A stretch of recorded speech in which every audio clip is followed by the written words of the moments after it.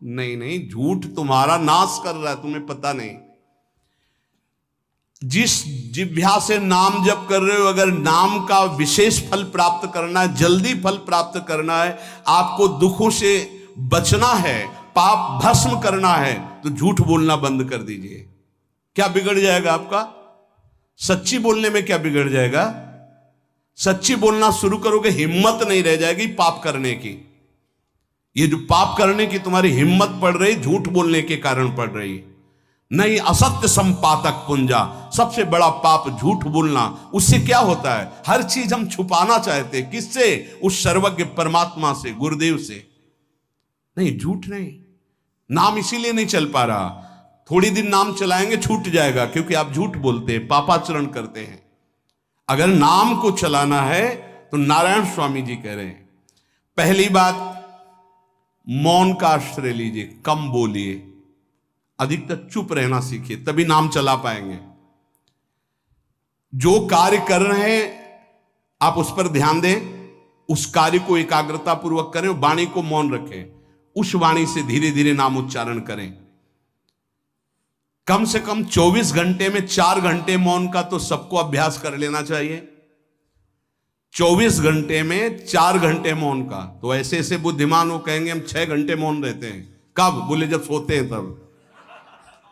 आप 4 घंटे कह रहे, हम 6 घंटे मौन रहते हैं। 24 घंटे में हम 6 घंटे मौन रहते हैं, बहुत बुद्धिमान है। बोले आप 4 घंटे कहते हो, हम 6 घंटे मौन रहते हैं। तो कब आप मौन रहते हैं? बोले जब सोते हैं तो 6 घंटे सोते हैं, मौन ही रहते हैं उस समय। मौन जागृत की कह रहा हूं, 4 घंटे का। नारायण स्वामी के बहुत बड़े महापुरुष हुए, तुम 4 घंटे मौन का अभ्यास करो, ऐसा निकालो 2 घंटे, 2 घंटे करके 24 घंटे में 4 घंटे मौन। उस समय हम किसी से बात नहीं करेंगे, नाम जप करेंगे। कार्य करो, कार्य करने के लिए मना नहीं कर रहे हैं, कम बोलो। आजकल लोग अपनी जीवनी शक्ति को बोलने के द्वारा बहुत नष्ट कर रहे हैं, व्यर्थ की बातें करते रहते हैं। 4 आदमी चल रहे हो, आप पीछे चलिएगा, सुनते, बेमतलब की बातें। नाम जब नहीं होगा वो डिलीट नहीं होंगी, वैसे ही बनी रहेंगी, अगले जन्म के लिए तैयार हो रहा है। इसलिए नाम यदि सिद्ध करना है, नाम का फल लेना है, नाम का आनंद लेना है, तो वृथा भाषण बंद करो, बेकार की बात बंद करो। जितना कम बोलने से काम चल जाए उतना। सामने वाले को बोलने दीजिए, आप बीच में नाम चल रहा है जी, नाम चल रहा है। जब कोई आवश्यक बात हुई, पवित्र शब्द बोल दिया, नहीं चुपचाप सुनो। उसको लग रहा है कि आप संभाषण करो, मान लो रिश्तेदार है, नातेदार है, मित्र, अब आप व्यवहार में हैं, आप सीधे ये तो नहीं कह सकते हमसे बात मत करो, नहीं, हाँ बात कीजिए, लेकिन आप कम बोलिए, उसको बोलने दीजिए, आप नाम जप कीजिए, जरूरत भर बात कीजिए। बात में भगवान की चर्चा हो तो कोई बात नहीं, अगर प्रपंच की चर्चा है तो बचने की कोशिश कीजिए। अपने संबंधियों, अपने दोस्तों, अपने व्यवहारियों से व्यवहार, दोस्ती, संबंध शिथिल कीजिए, तभी नाम में प्रीति होगी। अगर ये कि अब हमारे दोस्त आ गए हैं तो फिर वो दोस्त छूट जाएगा नाम, अब बातें शुरू हो गई प्रपंच की। धन्य है ऐसी बुद्धि जो प्रियजनों से भी संभाषण केवल भगवत वाक्यों का, अन्यथा नहीं। इसीलिए इस मार्ग को वर्ण करना बहुत कठिन है। एक ऐसा तुम्हारा निवास स्थान होना चाहिए अलग, जिसमें अपने रिश्तेदार, नातेदार, व्यवहारियों का प्रवेश ना हो। आपकी शैया अलग होनी चाहिए। अगर नाम जापक नाम सिद्ध करना चाहता है, नाम का फल लेना चाहता है, नाम निरंतर चलाना चाहता है, तो जिस आसन पर आप बैठते हैं उसी में प्रपंची, विषयी, संसारिक वृत्ति वाले बैठेंगे तो भजन की वृत्ति नहीं बन पाएगी। एक ऐसा, वैसे होते हैं घरों में बैठने वालों का अलग, लेकिन साधन कक्ष अलग होना चाहिए अपना। किसी का यदि प्रवेश ना हो तो आप देखेंगे कि आपके साधन के परमाणु आपको वहां बैठते ही तत्काल विक्षेप रहित करके भजन में लगा देंगे। अगर घर में ऐसा कुछ ना हो तो एक आसन अपना अकेला रखिए, जिस पर आप शयन करें वो आसन केवल आपका ही होना चाहिए। अगर वो सार्वजनिक बैठने के लिए ही है, ऐसी व्यवस्था नहीं, तो आसन समेट कर अपना अलग रख दीजिए और दूसरे आसनों पर बैठा लिए, फिर वो आसन हटाकर जब आप शयन करें तो आपका आसन होना चाहिए। इसका बहुत बड़ा प्रभाव पड़ेगा। कोई भी ऐसा दृश्य या पुस्तक ना पढ़ें जो वासनात्मक हो और प्रभु के नाम से आपको विमुख कर दे। अखबार आदि, समाचार आदि, ये हमारे चिंतन को नष्ट करते हैं। अगर नाम जप करना है, निरंतर नाम स्मृति बैठालनी है, एक घटना कई मिनट तक विक्षेप देती है। ऐसा हुआ, कैसे लोग हैं, अब उसमें तो समाचार ही हो रहे हैं, सैकड़ों बातें हो रही, पेपर है तो सैकड़ों बातें लिखी हैं, क्या क्या, अब वो सब दिमाग में भर गई। इतना व्यसन है किसी किसी को पेपर पढ़ने का, समाचार पत्र पढ़ने का, कि सुबह होते ही वो विरह में रहते हैं कि पेपर आ जाएगा, आया नहीं, और मिला तो ऐसी एकाग्रता से पढ़ते हैं जैसे वेदांत चिंतन करने वाला वेदांत चिंतन। चश्मा लगा, चाय रखी, ठंडी हो रही, उससे मतलब बीच बीच में चाय और चश्मा से और पूरे दिमाग में वही। अब क्या करेगा, जो पढ़ा है उसका चिंतन बनेगा, वही बोला जाएगा। अब जहां चार मिले तो तुम्हें पता है, उत्तर प्रदेश में ये हुआ, मध्य प्रदेश में ये हुआ, चर्चा दिमाग। नाम जापक पूज्य श्री नारायण स्वामी कह रहे हैं, अखबार पढ़ना, दुनिया भर की प्रपंच की जिसमें बातें हैं, ऐसे समाचार, ऐसे टेलीविजन देखना, ये तुम्हारे हृदय में नाम नहीं चलने देंगे, तुम्हारी स्फुरणा को गंदी कर देंगे, बेकार का वक्त खराब होगा। इसलिए अगर आपको पढ़ना ही है तो धार्मिक ग्रंथों को पढ़िए, अपने इष्ट संबंधी ग्रंथों को पढ़िए नाम जपने के लिए। किसी को कभी वचन न दें। पांचवा, बहुत बहुत पॉइंट की बात करें, यदि आपने किसी को वचन दे दिया और पूरा नहीं किया तो भजन का फल वहां जाएगा, ध्यान रखना। यही हमसे सब त्रुटियां होती रहती है अपने लोगों से। जाओ आज से बाद वचन दे दिया, हम ऐसा नहीं करेंगे, नहीं करेंगे चाहे मर जाएं। और अपने लोग ऐसे फिसड्डी हैं कि शाम के वचन देते हैं और सुबह फिसल जाते हैं, 2-4 दिन बहुत चला फिर फिसल जाते हैं। बोले कसम से आज से ऐसा नहीं करेंगे। तो आप इसको खिलवाड़ न समझें, आपके सुकृत नष्ट हो रहे हैं, वासना आपके सुकृतों को नष्ट कर रही। दूसरा, जैसे आपने किसी से कहा कि मैं शाम के 5 बजे आ जाऊंगा, तो 5 बजने में 5 मिनट कम होने पर आपको पहुंच जाना चाहिए, 5 मिनट ओवर होने पर नहीं, उसके पहले ही आपको ऊपर। यह संतों के जीवन में देखा गया है। समय का बहुत बड़ा जीवन में अस्तित्व है। अगर आप किसी को समय दें, फिर उसमें प्रमाद स्थिति नहीं होनी चाहिए। 5 मिनट पहले पहुंचिए। समय दिया है किसी को तो 5 मिनट पहले उसको इंतजार ना करना पड़े। रात को सोते समय नाम जापक उपासक विचार करें, मेरा नाम किन किन कार्यों में छूटा, मेरे से कौन कौन सा पाप हुआ, मैंने कौन सी आज गलती की जो नहीं करना चाहिए, और उसे डायरी में नोट करें। नारायण स्वामी कह रहे हैं दूसरे दिन सावधानी पूर्वक वो गलतियां ना होने पावे जो हमने आज की। जब उपासक सत्य बोलना स्वीकार करता है तो उसके हृदय में डर जागृत हो जाता है। ध्यान रखना, डर ये माया के द्वारा प्रेरित है। अगर व्यापार में सत्य बोलेंगे तो पैसा अधिक नहीं आएगा, अगर हम सत्य बोल दिए तो डांट लगेगी, अगर हम सत्य बोल दिए तो सब लोग जान जाएंगे मैं ऐसा गंदा हूं। सच्ची मानिए, सत्य बोलने का नियम ले लीजिए, आप निष्पाप हो जाएंगे, आप महात्मा बन जाएंगे अंदर से, कोई भी पापाचरण आपके जीवन में नहीं रह जाएगा। भगवान का नाम सत्य है, उस नाम को चलाने के लिए झूठ बोलने वाला नाम को कैसे चला सकता है। सत्य बोलने से यदि तुम्हारा नुकसान हो रहा है तो तुम सह जाइएगा। नारायण स्वामी कह रहे हैं उससे बड़ा लाभ आपको श्री भगवान प्रदान करेंगे। आप सत्य बोलिए। आजकल भगवान पर विश्वास नहीं, इसलिए झूठ पर विश्वास है। कलयुग की ऐसी प्रेरणा है कि सब झूठ बोलने लगे हैं, कोई डरता ही नहीं झूठ बोलने में। पूरा का पूरा, जैसे नहीं कहते कुछ तो सत्य होगा, ऐसे ऐसे महानुभाव हैं कि 100% झूठ बोल जाते हैं, 100%। धन्य है मोबाइल जो झूठ बुलाने में बहुत प्रवीण है, बहुत प्रवीण है। अरे भाई हम नहीं मिल सकते, आज हमारा मन नहीं है, खत्म खेल हो गया, सत्य बात है, नहीं मिल सकते आपसे, मत उठाओ फोन। अगर तुम्हें झूठे ही बोलना है तो फोन क्यों उठाओ? नहीं बोलेंगे, नहीं उठाएंगे तो समझ जाएगा कि उनकी रुचि नहीं। ये झूठ क्यों बोलना, सत्य बोलो। झूठ से यदि आप बच गए तो आपके जिह्वा पे नाम निरंतर चलने लगेगा। ये झूठ ही नाम नहीं चलने दे रहा। असत्य आचरण, छुपाने की वृत्ति, असत्य भाषण, ये नाम में प्रीति नहीं। किसी को भी फुसलाने के लिए झूठ मत बोलिए। सत्य बोलने का अभ्यास कर लिए तो पापी जीव भी महात्मा बन जाए। सत्य आवश्यक है। एक बड़े कागज पर ऐसी जगह लिख के रख लो जहां तुम उठते बैठते देखते हो कि मुझे सत्य बोलने का नियम लेना है, झूठ नहीं बोलना है।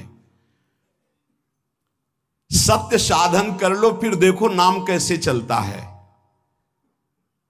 तपस्या, बड़े बड़े पुण्य, बड़े बड़े तीर्थ स्नान उतना पवित्र नहीं करेंगे जितना सत्य बोलने से होगा। पर बहुत कठिन है इस समय सत्य बोलना। मतलब बात बात पे असत्य का ही वर्ताव हो रहा है, असत्य का अच्छा, ये कोई संसारी आदमी में नहीं, कुछ ऐसे होंगे जो सत्य की वार्ता करते नहीं। प्रायः क्या जाता है, झूठ बोलने में बोल दिया और सामने वाला राजी हो गया, हम निकल गए। लेकिन सत्य ना होने के कारण आप में सत्य आचरण, सत्य स्वरूप भगवान का नाम, भगवान को कहा गया सत्य नारायण, वो नाम नहीं चलेगा। भजन करने का पहला साधन है सत्य बोलना, जबान से सत्य बोला जाए। और भजन की संख्या प्रारंभ में जरूर लेनी चाहिए। यदि 10 माला का नियम लिया, 20 माला का नियम लिया, तो उसे निर्वाह करो। जैसे यहां शरणागति मंत्र मिलता है तो 11 माला प्रारंभ में दी जाती कि आपको करना ही है, ज्यादा हो जाए वो ठीक, 11 से कम वो कभी जीवन में नहीं। अपने जीवन में गुरु आज्ञा 11 माला तो करनी है, हर समय करना है। पर ये मन थोड़े दिन तो नियम में चलेगा, इसके बाद छोड़ देगा। दीक्षा तब लेनी चाहिए जब गुरु आज्ञा पे चलने की हिम्मत हो, नहीं तो ऐसे ही नाम जपो करो। और जब नियम मिल गया 11 माला तो चाहे प्राण निकल जाए, हमको 11 माला पूरे करने, प्राण निकलने तक गुरु आज्ञा का पालन करना है। यदि आप नाम जब अधिक मात्रा में नहीं करेंगे तो जो आपको नाम मिला है उसका फल आपको अनुभव में नहीं आएगा। क्यों? क्योंकि नाम का हिस्सेदारी होती है, भजन की हिस्सेदारी होती है। जैसे किसी ने प्रणाम किया, वो भजन लिया। गृहस्थी को इसीलिए मना किया कि रास्ते में परिक्रमा मार्ग में हलवा पूड़ी ये सब बट रहा है, हाथ मत फैलाओ। वो दान कर रहा है, सुकृत कर रहा है, और कोई दूसरे ले विरक्त आदि। आप अपने भूख मिटाने के लिए 4 रुपया के चना लेके भले पालो, लेकिन दूसरे के द्वारा दिया हुआ हलवा मत पाओ। यहां धाम आए हो, भगवत कमाई करने आए हो, यहां नाम जप करो, कष्ट सहकर परिक्रमा दो। हो सके 4 रुपए की वस्तु लेकर के आप पशु पक्षियों को पवा दो, किसी एक का पेट भर, तुम मत पाओ दूसरे का। तुम चाहो तो उपवास कर सकते हो, या प्राण पोषण के लिए रूखा सूखा थोड़ा खा लो। ये दूसरे के आराम से धाम में हम आए 2-4 दिन खूब खाए पिए नहीं, भागीदारी हो जाएगी तुम्हारे पुण्यों की। वहां ऐसे फ्री नहीं है कुछ। भजन का भागीदार राजा भी होता है, जिसके राज्य में रह रहे हैं। जो अन्न देता है वो भजन का, जो वस्त्र देता है वो भजन। इसीलिए गृहस्थ को कहीं कुछ भी स्वीकार नहीं करना चाहिए, ये बहुत ध्यान रखिए। अगर आप कहीं तीर्थ साधु आश्रम कहीं जाते हैं, कोशिश कीजिए कि किसी से सेवा ना ले, और अगर सेवा ले तो उसके अनुसार फिर अर्थ दे दे। अगर आपने वहां भोजन पाया, पान पाया, तो उसके अनुसार सोच ले कि अगर हम इतना खरीदते तो कितने का मिलता, वो दे दिया तो आपका भजन बच गया। कभी आपको कोई प्रणाम नमस्कार करे, तत्काल बराबर प्रणाम करो। किसी को अपना भजन का हिस्सेदारी नहीं, सबका मंगल हो। ये भजन जितना बढ़ेगा तो आपको भगवदाकार कर देगा। दिन रात 24 घंटे में 21,600 श्वास चलती है। 21,600 श्वास में 6 घंटा तो सोने के चले जाते, उसमें तो चेतना नहीं रहती। अब हमको अगर 21,600 नाम हमको जपने को मिल जाए तो हमारी हर श्वास सार्थक हो जाए। जो हम 5-6 घंटा सोते हैं उसमें जिनका अभ्यास है तो बात अलग है, नहीं तो वो व्यर्थ जाती है। तो हमें एक श्वास में कई नाम जपने का अभ्यास करना चाहिए, जिससे 200 माला फेरने पर ये 21,600 श्वासों की गणना पूरी होती है। अगर हम 200 माला का नियम ले तो इतना हो सकता है। तो हमें लगता है अगर हर समय माला नहीं ले सकते तो श्वास वाली माला बहुत अच्छी रहती है। श्वास में 4 बार खींचो, 4 बार नाम लेते हुए छोड़ो।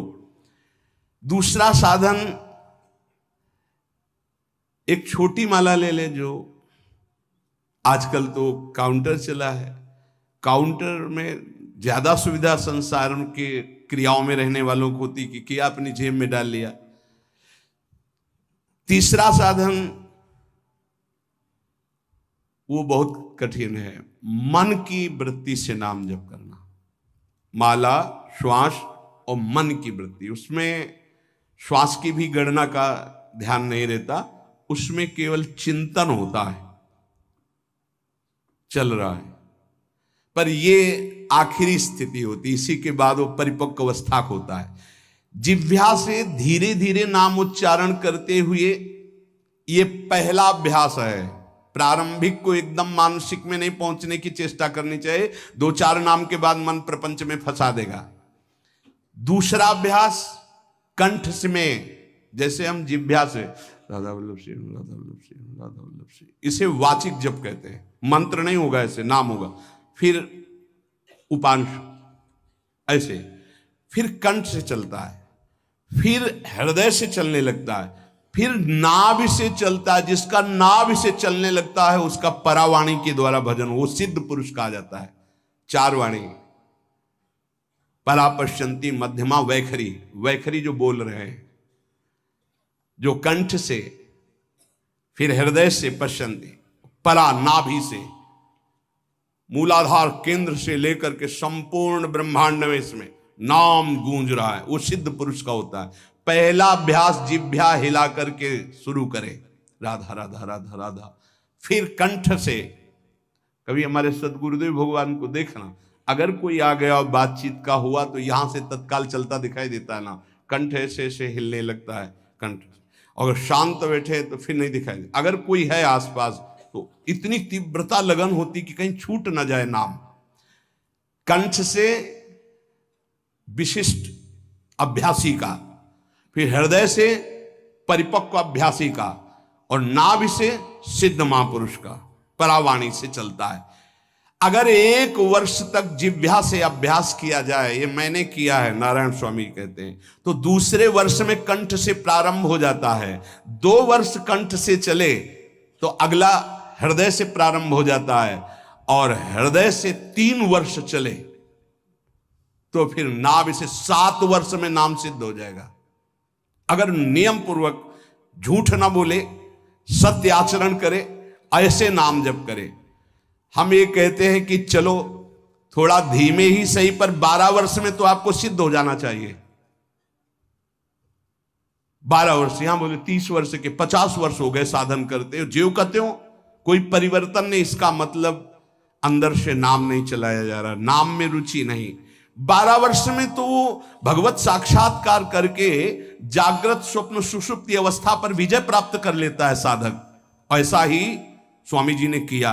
नारायण नारायण नारायण नारायण नारायण, ऐसी सिद्धावस्था हो गई थी। एक टाट की लंगोटी, एक रस्सी कमर में, बस। बड़े ही उच्च कोट, और बहुत बड़े अरब खरबपति घर के बालक थे।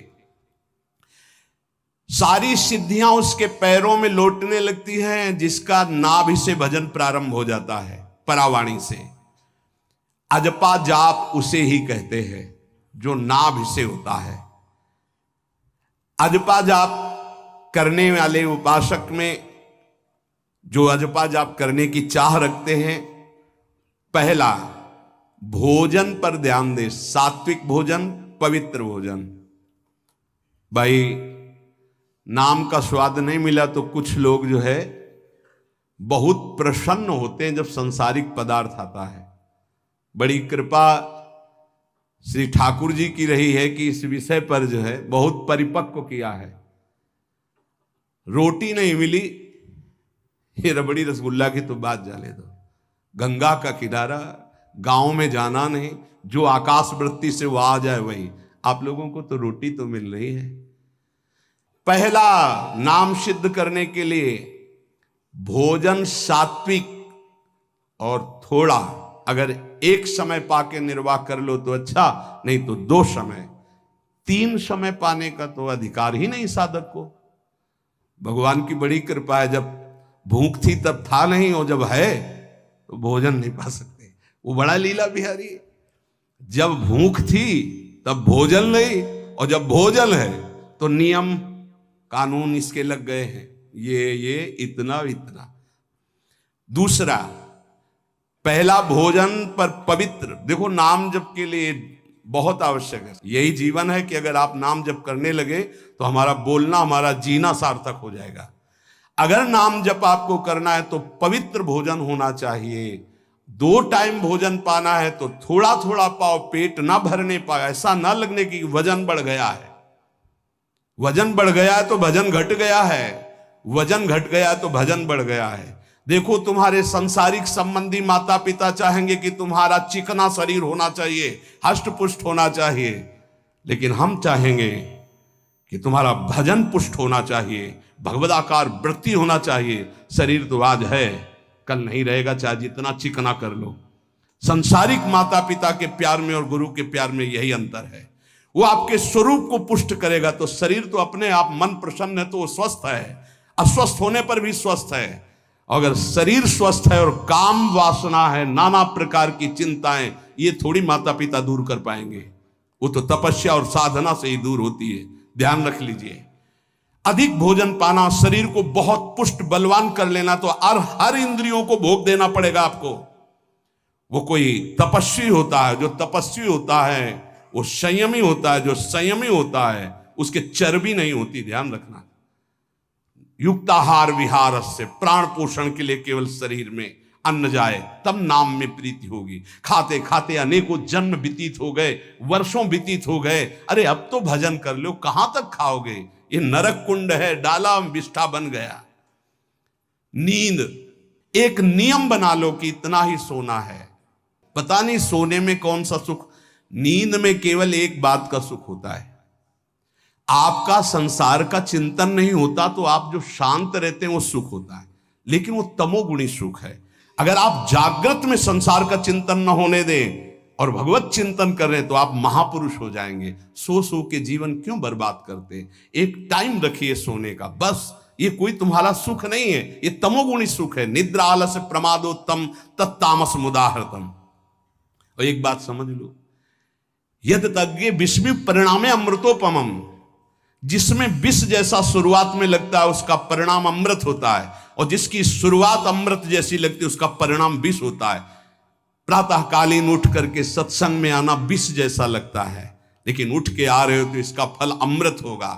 ब्रह्म मुहूर्त में सो रहे हैं, जीवन बर्बाद कर रहे हैं, अरे ब्रह्म मुहूर्त में उठिए, स्नान कीजिए और सच्चिदानंद भगवान में चित्त को जोड़िए। ये विष जैसा लगता है, परिणाम अमृत जैसा होता है। तीसरा, 24 घंटे में 1 घंटे का तो एकांतवास करना सीख ही लो, चाहे गृहस्थ हो चाहे कोई भी हो। 1 घंटे हमसे कोई बात नहीं करेगा, अपने दरवाजा बंद, थोड़ा 1 घंटे कोई ऐसा समय निकालो जिसमें चित्त को केवल श्री कृष्ण से जोड़ो, प्रियाजू से जोड़ सको। चौथा, विरक्त साधक, तकिया गद्दा, ये सब चीजें अगर लगा के सोओगे तो नाम जप नहीं होगा। देखो, हितधाम में कुशासन और एक ईंट कुशासन के नीचे, सर्दी में ओढ़ने के जो हमारे कंबल थे वो आटे का बोरा बलराम जी ला के दे थे। जीवन को यदि आप कसौटी पे नहीं कसेंगे तो भजन नहीं होने वाला। अब तो शरीर रोग से ग्रसित है, आप चाहे जहां रखो, चाहे जैसे रखो, प्रिया जो जाने। जब तक हमें भगवदाकार वृत्ति ना हो जाए तब तक विषयों को स्वीकार नहीं। ऐसे हैं साधक, बड़ा सुख मिलता है। एक ऐसे पड़ा हुआ है आसन, उनके कमरे में जाके देखिए, केवल आसन ही है। कितने ऐसे साधक राधा कीलकुंज में रहते जिनकी चटाई केवल है, न तकिया है, न गद्दा है, न कोई। उसी चटाई को ऐसे खड़ा कर दिया, बिछा लिया, बस उसी में पड़े, भोजन मिला पा लिया, ऐसे रह रहे हैं। कमरे में देखो जाके तो ऐसा लगेगा कि इसमें कोई रहता ही नहीं, कुछ है ही नहीं, केवल चटाई है। तकिया गद्दा विशेष विलासिता की वस्तुएं तो नाम जप नहीं होने वाला, ध्यान रखना। जहां पड़े आराम से नींद आ जाएगी, सो जाएंगे, और जब तो नींद उतनी आएगी जितनी आवश्यकता है। भजन का खजाना तिजोरी में रखें, कभी किसी से बताएं नहीं कि आपका भजन कितने माला कितना होता है। पूज्य नारायण स्वामी जी कह रहे हैं, भजन को खजाने में रखने का मतलब है लूटने वाले डाकू माया भेजती है, काम क्रोध लोभ मोह मद मत्सर आदि, और प्रिय गृहस्थ भगत आदि। कैसे प्रिय गृहस्थ? स्वामी जी अब ये सब आप ही कहा है, बहुत बीमार है, आप देखना। ठीक है, दूसरे की दुख निवृत्ति करना संत का स्वभाव होता है, पर हम जिस मार्ग के पथिक हैं, हमारा कर्तव्य है।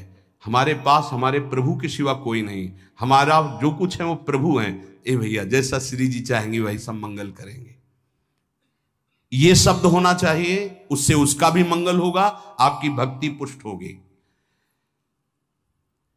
कभी भी जो गृहस्थ में भजन करता है, किसी भी तरह का किसी से भी कोई प्रतिग्रह ना ले। नहीं ले लो, ये लो ही बढ़िया है, रख लो।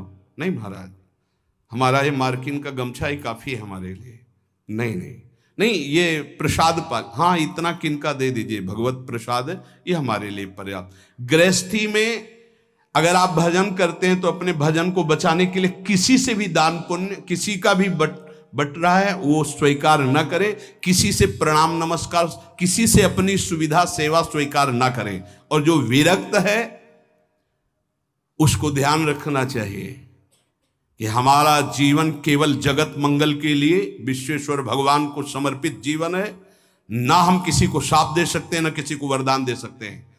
सेवक स्वामी की इच्छा को देखता है, ऐसा ऐसा, हाँ प्रियाजू की जैसी इच्छा होगी वैसा। नहीं, आप ऐसा नहीं, प्रियाजू का बस जबान से कभी ना किसी के प्रति शाप का, और ना हरिराम व्यास जी ने कहा है कि शाप और वरदान हमारी स्वामी की, तो हमें हर बार में यही बोलना है, जैसी प्रियाजू की इच्छा, जैसी श्यामाजू की इच्छा। नहीं, आप कुछ कह दीजिए तो राधा राधा राधा, नहीं कैसे मंगल होगा, आशीर्वाद दीजिए राधा राधा राधा, बहुत संभाल के। महात्माओं को इस बात में सावधान रखना चाहिए कि ये माया ममता का रूप धारण करके तुम्हारी तिजोरी को खाली कर देगी। खजाना लूटने के लिए माया बहुत अनुभवी महापुरुष है, सेवक के रूप में आती है, खास सेवक बनकर। आज तक जहां दगा हुआ है तो खास से हुआ है। जब वृक्ष कटने लगे तो आपस में बात की, भाई ऐसा कौन आ गया जो हमें काट सकता है? बोले हमारा कोई मिल गया। तो कुल्हाड़ में जो बेंट है ना, बोले मिल गया कोई हमारा। खास बन करके आती है माया, सेवक सेविका रूप लेके। बहुत अनुभव की बात महापुरुषों की, मान लीजिए विरक्त जनों के लिए खास बात है। सेवक सेविका रूप रख करके माया आएगी। इसके बाद अगर आपने स्वीकार किया, फिर तुम सेवक होगे, वो स्वामी होगी। समझ रहे हो? बहुत अंदर से इस बात को समझ लीजिए। अगर आपको भगवत प्राप्ति करनी है तो जब तक शरीर में श्वास रहे, सेवा मत स्वीकार करना किसी की। कपड़ा धुलाना, खाना पीना, भीख मांग के खाओ, भिक्षा अन्न, या आकाशवृत्ति से जियो। जैसे मना, ना कपड़ा धो पाओ तो उतने पहनो जितना धो पाओ। किसी को अपनी सेवा में प्रवेश मत होने दो। अपने शरीर की सेवा, अपने जीवन की सेवा जब तक श्वास है तब तक स्वयं करो, नहीं तो तब लग जोगी जगत गुरु, जब लग रहे निराश, जब आशा मन में भई, जब गुरु और जोगी दास। इसलिए होश में परमार्थ के पथिक को कभी किसी की सेवा नहीं लेनी चाहिए, कभी किसी को सेवक नहीं बनाना चाहिए। भगवत भाव से नेकी कर दरिया में डाल, उपदेश दे दिया चल अपने मार्ग में। जीवन की ये बात हमारी अनुभव की मान लीजिए, अगर निर्विघ्न पंथ निर्वाह करना है तो कभी किसी को यहां सेवक न बनाया जाए। सेवक सेविका के रूप में स्वीकार करने वाले साधु का हृदय आग की तरह जलने लगता है। जो जिंदगी भर निश्चिंत और निर्भय रहा, उसे भयभीत और चिंतायुक्त होना पड़ता है।